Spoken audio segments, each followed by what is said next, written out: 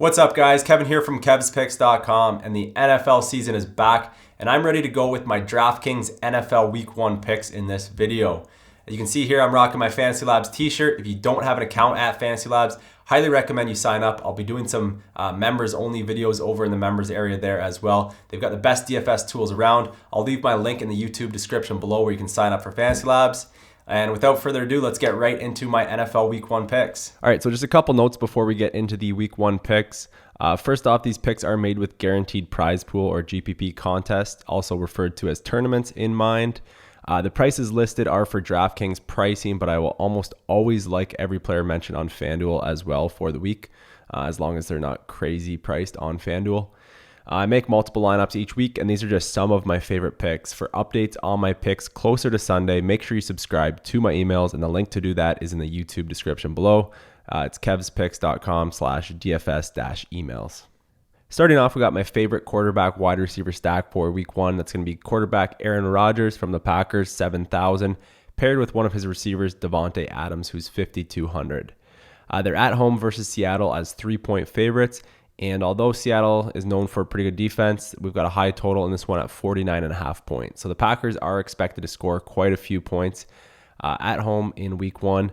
Last season, Rodgers averaged 25.6 DraftKings points per game, and he threw 22 touchdowns and just 4 interceptions at home. So he was pretty much unstoppable at home. I think that continues. I think he has another big year this year, and I wouldn't be surprised if he got it started in Week 1. Nelson would be an obvious receiver to stack with Rodgers as well, but I like the value on Adams at 5,200. Adams had 12 touchdowns last year, easily his career high, and averaged 16.38 DraftKings points per game at home. I think he was over 16 DraftKings points per game overall as well. He put up 20 or more DraftKings points 5 times and had games of 31.3 and 41.2 DraftKings points. So he's got big upside. Like the price on him, like him as a receiver. And to save a little money because we're spending up on Rodgers, I'll probably have more Adams than I would Nelson. So that's my number 1 quarterback wide receiver stack of the week. Next up, we got a running back here, David Johnson, 9,400.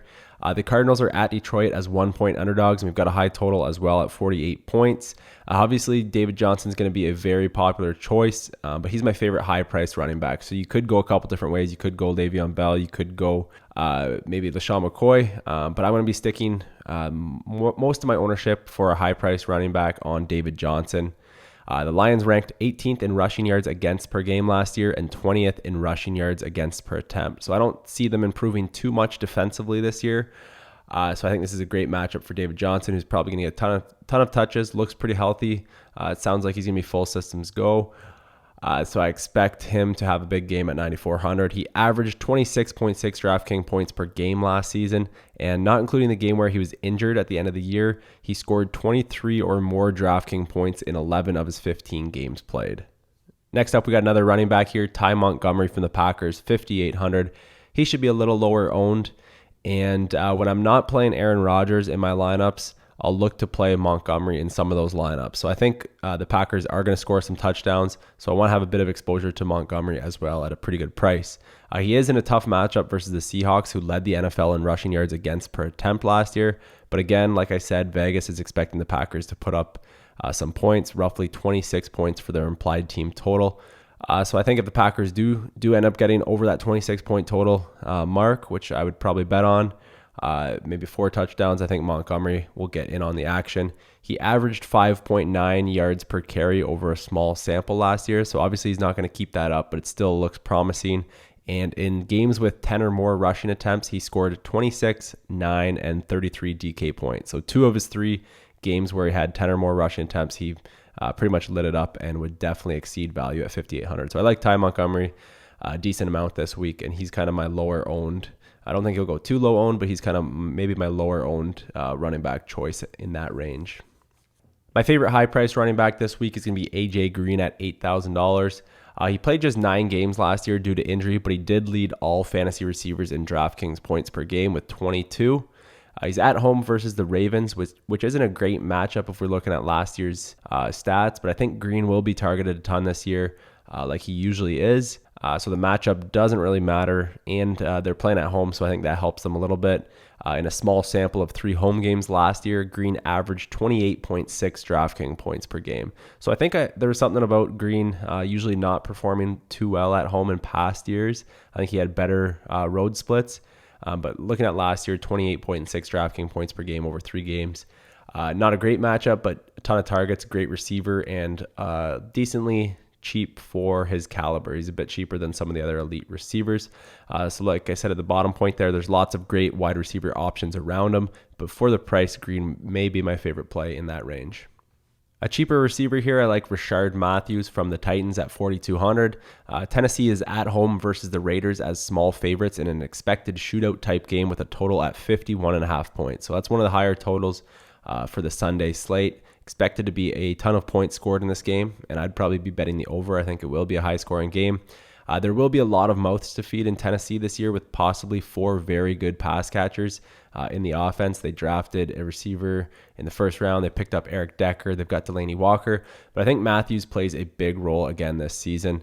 He scored double-digit DraftKings points in 8 of his last 9 games and had 3 games with more than 24 DraftKings points down the stretch of last season. So at 4,200, I think he's a good value play. Even if he puts up maybe, let's say, 15 DraftKings points, that might be enough to help you win a GPP. So I definitely think there's some upside with him getting over 20 plus DraftKings points, and at that price, I really like him. The Raiders ranked second last in the NFL in passing yards against per attempt last year. So great matchup for him, cheap price. There's going to be a lot of good players in that offense. But Rishard Matthews is someone I'll target in week 1, just coming off a very good second half last year. 4,200, good price, so I'll be on him a decent amount this week. And then at tight end, I've got Zach Ertz from the Eagles, 3,500. Philadelphia is at Washington as small underdogs, and we've got a higher total in this game as well at 47.5 points. Jordan Matthews was traded out of Philly, leaving Alshon Jeffrey and Ertz as the 2 main targets for Wentz most likely. Ertz averaged 13.5 DraftKings points per game last season and 17.7 DraftKings points per game in the second half. He also scored 22.9 or more DraftKings points 3 times, showing very elite upside for a tight end. And the Redskins were 25th in passing yards against per game last year and 21st in passing yards against per attempt. So great matchup here for Zach Ertz and the Eagles passing game. And 3,500, way too cheap for him in my opinion. I do think he will be very popular, but that's not going to stop me from playing him this week. My last pick here is a defense/special teams. And again, I'm going with a bit cheaper of a defense like I usually do instead of giving out one of the higher price, more obvious plays. For week 1, I'm going with the Bengals at $3,100 on DraftKings. They're at home versus the Ravens, who have an implied team total of just 20 points. So Baltimore is expected to score right around 20 points, which is one of the lower implied team totals of the week.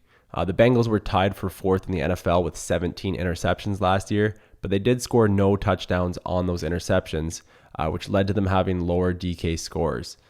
So if you look at DraftKings scores for the defenses last year, you'll notice that the Bengals are in the bottom half, but they had a pretty good defense and they were 4th in interceptions. They just didn't bring any of those back to the house. So if they can have a better year with interceptions coming back for 6 points, for defenses, they'll have a better DraftKings scoring year. So I do think they're maybe a little underrated defensively.